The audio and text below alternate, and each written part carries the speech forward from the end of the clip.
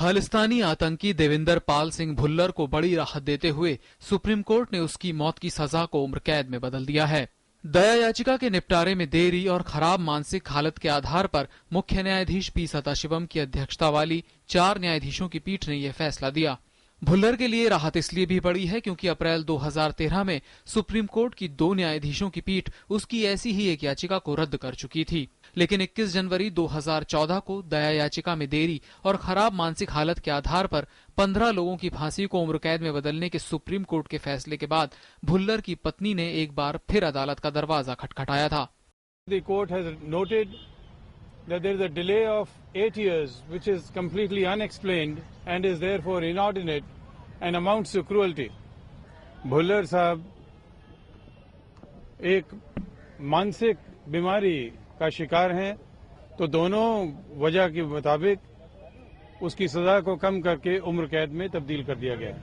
1993 में युवा कांग्रेस के तत्कालीन अध्यक्ष MS बिट्टा को निशाना बनाकर हमला करने के मामले में भुल्लर को दोषी पाया गया था। बम धमाके में बिट्टा बाल बाल बच गए, लेकिन 9 लोग मारे गए थे।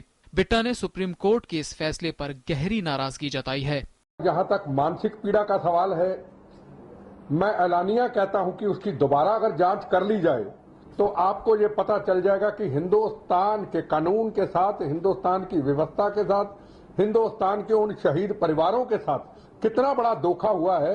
उधर शिरोमणि अकाली दल और भारतीय जनता पार्टी ने फैसले को न्याय संगत बताया है कि मानसिक स्थिति जब डॉक्टर ने सर्टिफाई किया है कि ठीक नहीं है, तो मैं समझता हूं कि ऑटोमेटिकली एक बेसिस बनती है उनको माफ करने के लिए। Mister Bhullar has been behind bars for almost 20 years.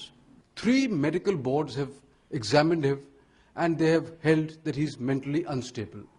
Nowhere in the world do you hang a person who is mentally unstable.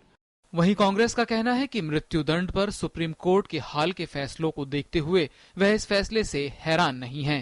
Trend of judgments delivered over the last 3 or 4 months, I expected that the court will commute the death sentence in that case also to life sentence. Bhullar को 2001 में मौत की सजा दी गई थी। 2002 में फैसले पर सुप्रीम कोर्ट के मोहर लगाने के बाद 2003 में उसने राष्ट्रपति के समक्ष दया याचिका दायर की थी।